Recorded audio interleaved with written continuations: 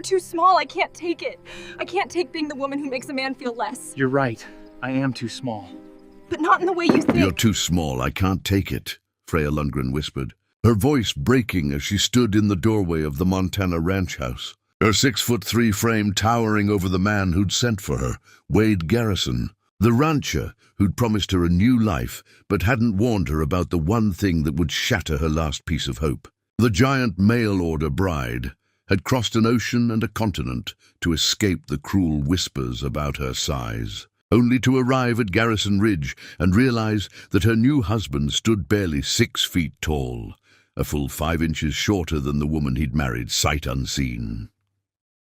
"You're too small for me," she said again, tears streaming down her weathered cheeks as she clutched her single travel bag, ready to board the next train back to a life of loneliness. "Every man who's ever looked at me has felt small. I can't take it anymore. I can't take being the woman who makes a man feel less." But Wade Garrison, the rancher who'd buried one wife and sworn he'd never love again, refused to stop. He stepped closer to the giant mail-order bride, not away. Closer, even as she moaned about their impossible difference. Closer, even as logic screamed that a woman of her size and a man of his stature could never make sense to the gossiping town of Copper Creek.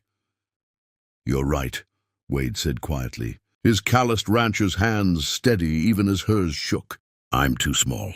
"But not in the way you think." The giant mail-order bride froze, her bag slipping from her fingers. The late afternoon sun cut through the windows behind Wade, turning him into a silhouette, and for a moment Freya couldn't see his face, couldn't read whether this was pity or something else entirely. The ranch house smelled like leather and coffee and wood smoke, masculine and foreign, and she felt like an intruder in a space that would never be hers. Her heart hammered against her ribs, that old familiar panic rising like floodwater. She'd felt this before, the moment right before rejection, the split second before a man's eyes changed from curiosity to disgust. "I should go," she said, bending to retrieve her bag, her blonde hair falling forward to hide her face. "Before the town sees me. Before you have to explain." "Explain what?" Wade's voice was calm, but there was steel underneath it. "Explain why you ordered a bride and got a monster instead." The word hung in the air like gun smoke. Monster.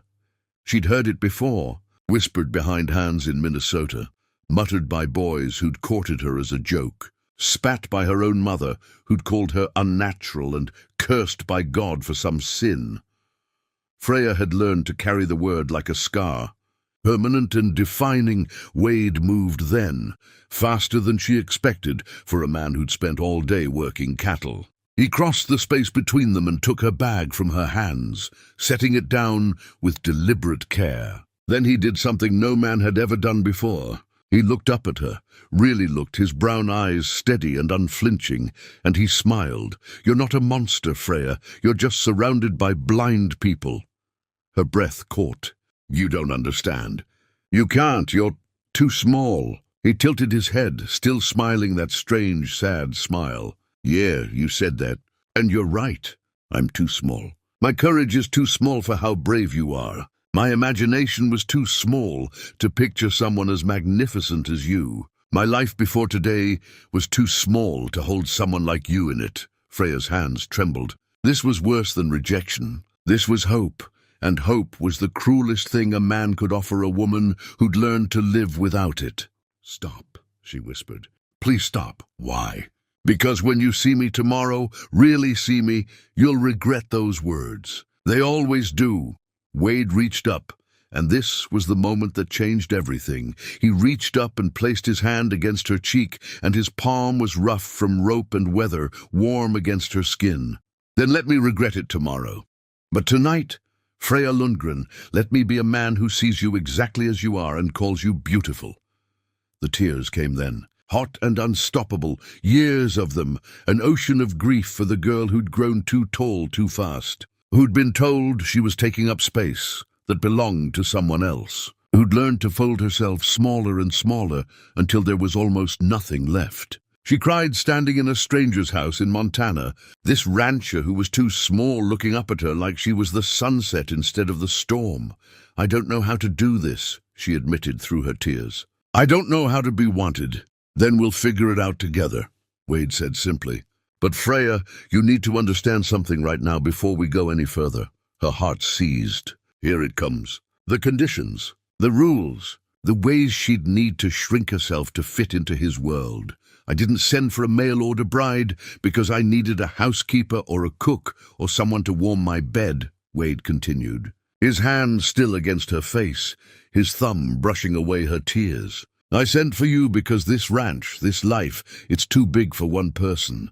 It's too hard, too lonely. I needed a partner. Someone strong enough to stand beside me when the cattle are dying and the winter won't break and the bank is breathing down my neck. I needed someone who wouldn't shatter the first time things got difficult." He paused, and his eyes held hers with an intensity that made her knees weak. "I needed you, Freya, exactly as you are. And if you get back on that train, I won't stop you. But I will spend the rest of my life knowing I let the strongest woman I ever met walk away because I was too much of a coward to fight for her." The silence stretched between them, broken only by the tick of a clock somewhere in the house and the distant lowing of cattle in the fields. Freya felt something crack open inside her chest, some locked door she'd barred shut years ago. This man, this rancher who was too small, was offering her something she'd never had before. Not just acceptance, not just tolerance, but desire, want, need. "The town," she started, but Wade shook his head. "The town will talk no matter what we do. Let them." His hand dropped from her face, but his eyes never left hers. "The question isn't what they think, Freya. The question is what you want. Do you want to go back to Minnesota and spend the rest of your life making yourself small for people who'll never see your worth? Or do you want to stay here and be exactly as big as you were meant to be?" Freya looked around the ranch house, seeing it clearly for the first time. It was simple but sturdy, built by hands that knew hard work. The furniture was rough-hewn but carefully made. The windows faced east to catch the sunrise over the mountains. This wasn't a prison. This was a possibility. She looked back at Wade, this man who refused to stop, who'd looked at her and seen strength instead of strangeness. And for the first time in her 28 years, Freya Lundgren made a choice that wasn't about protecting herself from pain. She made a choice about reaching for something more. "I'll stay," she whispered. "But Wade, I need you to understand something too. I've been hurt. I've been mocked and rejected and told I was wrong so many times, I started to believe it. If I stay, if I try this and you change your mind, I won't. You don't know that. You can't promise. You're right, I can't promise I won't make mistakes. I can't promise I'll always say the right thing or know how to help when you're hurting. But Freya, I can promise you this. I will never, not once, not ever ask you to be smaller than you are." The words settled over her like a blanket, warm and heavy and real. Freya took a shaky breath and nodded, not trusting herself to speak. Wade smiled then, a real smile this time, and picked up her bag again. "Come on," he said, heading toward the stairs. "Let me show you your room. You must be exhausted from the journey." "My room." She followed him, confused. You thought we'd share a bed right away?" Wade glanced back at her, one eyebrow raised. "Freya, I might be a rancher, but I'm not a brute. You've traveled 3,000 miles to marry a stranger. You can have your own space until you're ready. No pressure, no expectations. Just time to figure out if we can actually work." And there it was, the final crack in the wall she'd built around her heart. This man, who had every legal right to claim her as his wife tonight, was giving her a choice, giving her time, treating her like she mattered beyond the words on a marriage certificate. Freya followed Wade Garrison up the stairs of his ranch house, her bag in his hands, her future uncertain, but no longer impossible. And for the first time since she was a little girl, before the world told her she was wrong, Freya felt something dangerous bloom in her chest. She felt hope. The first week at Garrison Ridge taught Freya Lundgren one undeniable truth. Montana didn't care how big you were. The wind cut through everyone the same. The work broke your back whether you were 6 feet or 5. And the loneliness, that vast prairie loneliness, swallowed whole anyone foolish enough to think size mattered out here. She woke before dawn each morning to the sound of Wade moving through the house below, his boots on the wooden floors, the clank of the coffee pot, the creak of the door as he headed out to start his day. And each morning she lay in her small room. Her room, he'd promised, no pressure, wondering how long this fragile peace would last before he realized his mistake. She made herself useful. That was the plan. Be so valuable he couldn't send her back even if he wanted to. By the 3rd day, Wade found her in the barn, lifting feed sacks he normally needed 2 men to handle, stacking them like they weighed nothing. She felt his eyes on her, and waited for the comment, the joke, the inevitable moment when her strength became something shameful instead of helpful. But Wade just nodded and said, "That'll save us 3 hours." "Thank you." Then he went back to mucking stalls like it was the most natural thing in the world. His wife doing the work of 3 men. By the 5th day, she'd repaired half the fence line on the north pasture, replaced the barn door that had been hanging crooked for months, and hauled enough firewood to last through winter. She worked until her muscles screamed and sweat soaked through her dress because stopping meant thinking, and thinking meant remembering that this was temporary, that eventually Wade would see what everyone else saw, a woman too big to love, too strong to want, too much to keep. "You trying to kill yourself?" Wade's voice came from behind her as she lifted another post into place, her shoulders burning. The sun was setting, painting the sky orange and purple, and she hadn't realized how long she'd been out here. "I'm trying to earn my keep," she said without turning around.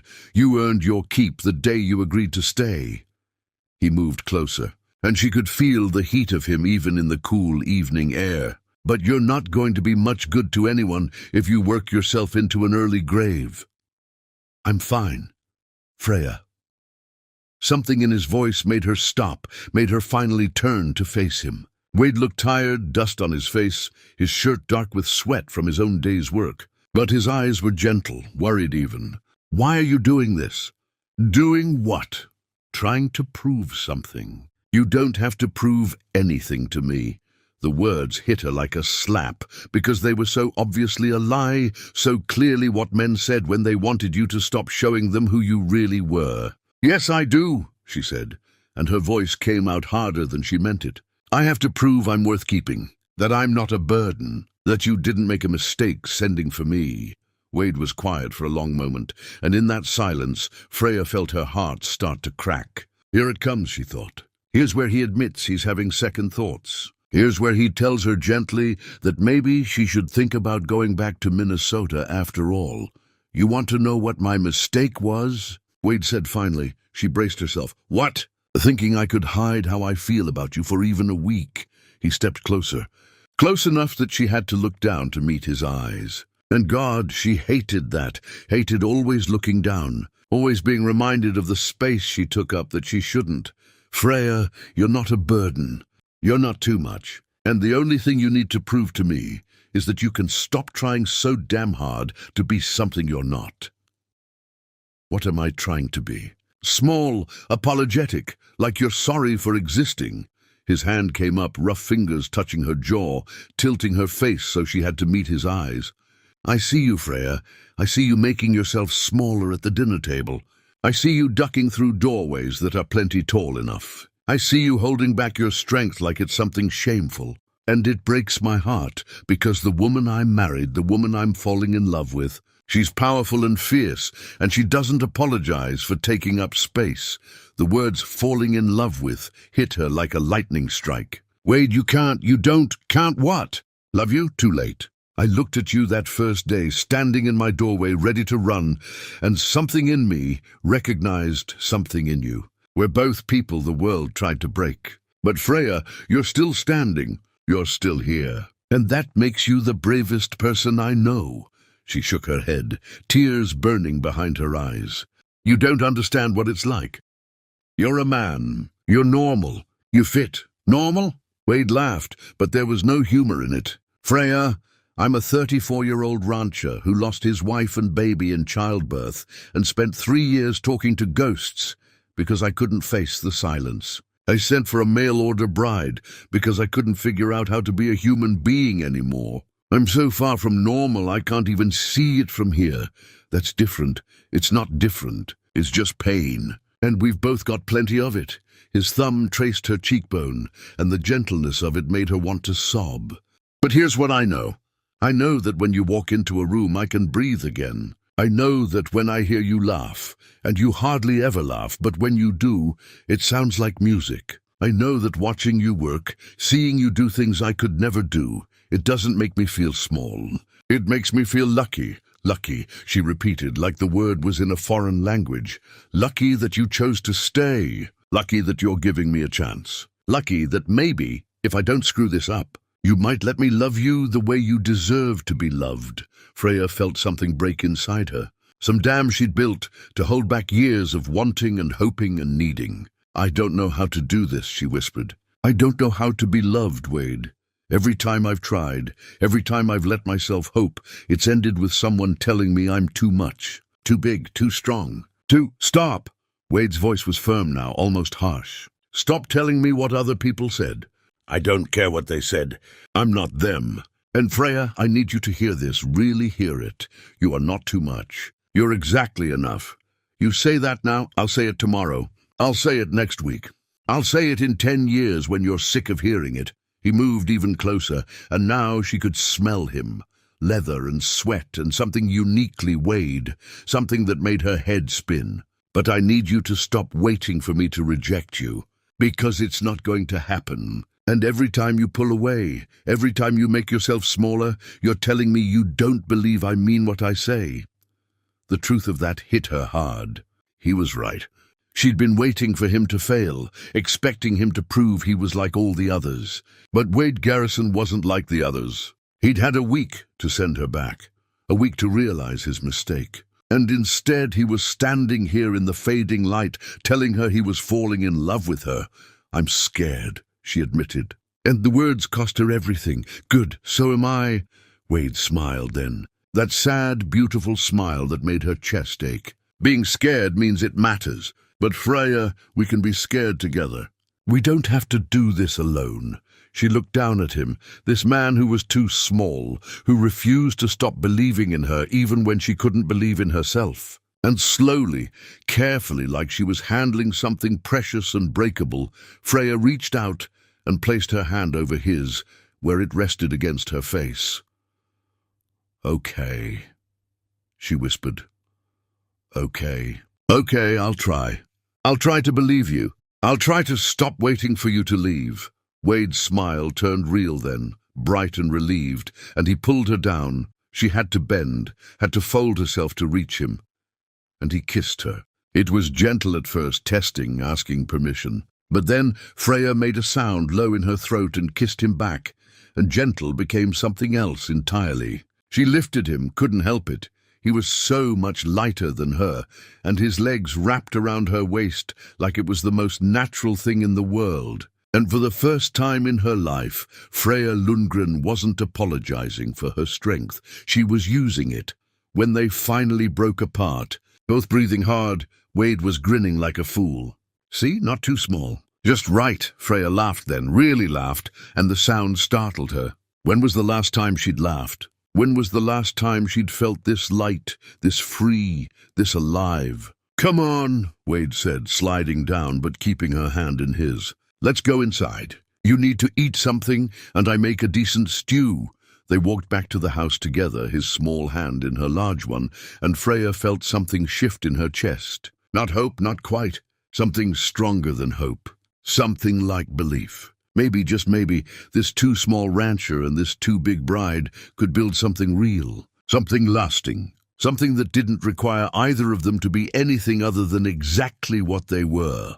But as they reached the porch, Wade stopped suddenly, his body going tense. Freya followed his gaze and saw what had caught his attention. There, tied to the fence post, was a horse she didn't recognize. And sitting on the porch, waiting with the patience of someone who'd been there a while, was a woman Freya had never seen before. The woman stood as they approached, and even in the dim light Freya could see the resemblance. Same sharp features, same critical eyes, same thin-lipped expression that said she'd already judged you and found you wanting. "Wade," the woman said, her voice cold as creek water in January. "We need to talk about this situation." Wade's hand tightened around Freya's. "Constance, what are you doing here?" "Saving you from making the biggest mistake of your life," Constance Hartford said, her eyes raking over Freya with undisguised disgust. "The whole town is talking, Wade, and what they're saying isn't pretty." Freya felt Wade's hand tighten around hers, but she was already pulling away, already stepping back into the shadows where women like her belonged. Of course the town was talking. Of course someone had come to tell Wade what a spectacle he was making of himself. She'd been stupid to think a week of kindness meant anything. She'd been foolish to believe that a man could look at her and see something worth keeping. "Constance, this is my wife," Wade said, and his voice had gone quiet in that dangerous way Freya was learning meant he was angry. "And what the town thinks about my marriage is none of the town's damn business." Constance Hartford laughed, sharp and brittle. "Your wife? Wait, look at her. She's a giant. She's unnatural. My God, she could break you in half." "She could," Wade agreed calmly. "But she won't, because unlike some people, Freya has a kind heart underneath all that strength." The barb landed, and Constance's face flushed. "This isn't about kindness, Wade. This is about propriety, about what's appropriate. You're making yourself a laughingstock. People are saying terrible things. Then maybe people should keep their mouths shut about things that don't concern them. It concerns all of us when one of our most respected ranchers brings shame on this community. Think about your reputation. Think about your late wife's memory. Don't," Wade's voice cracked like a whip, "don't you dare bring Sarah into this. Sarah has nothing to do with my marriage to Freya."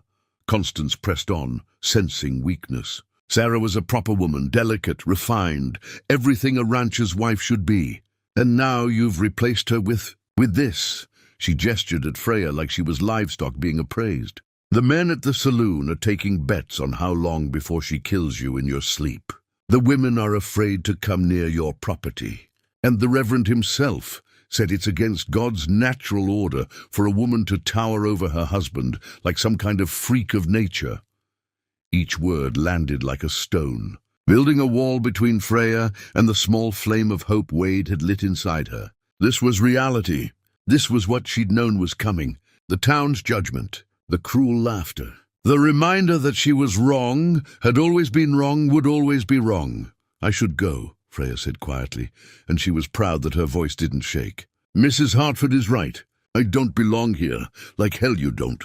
Wade spun to face her, his eyes blazing. "Freya, don't you dare let this bitter woman tell you where you belong. She's not saying anything I haven't heard before."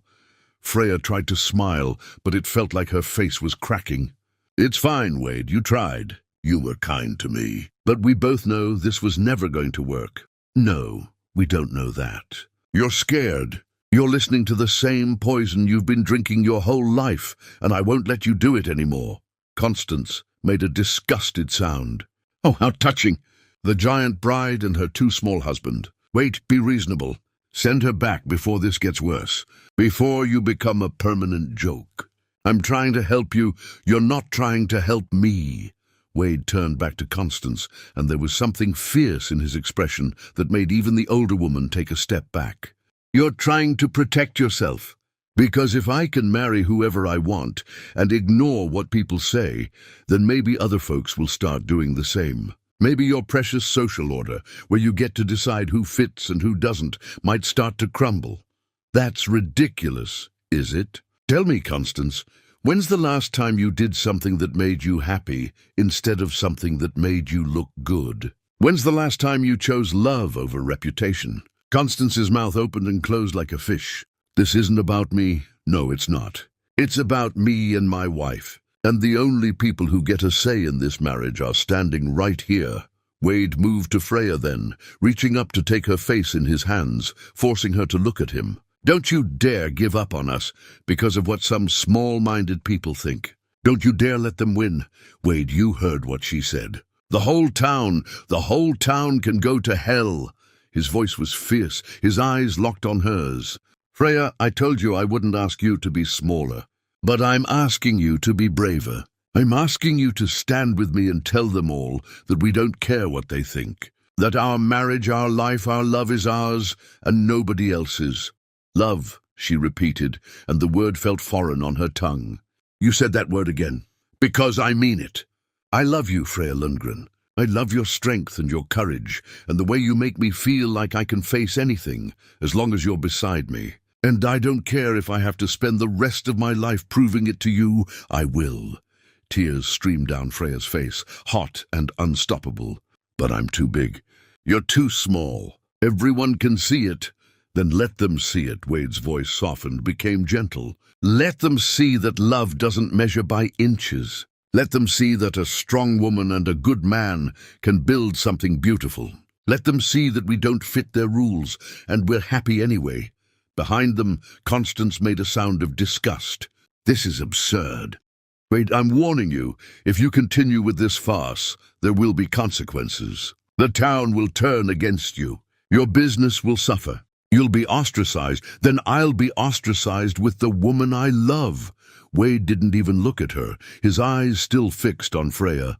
Nothing you say matters, Constance. Nothing the town says matters. The only thing that matters is standing right here, deciding whether she's brave enough to choose herself for once in her life.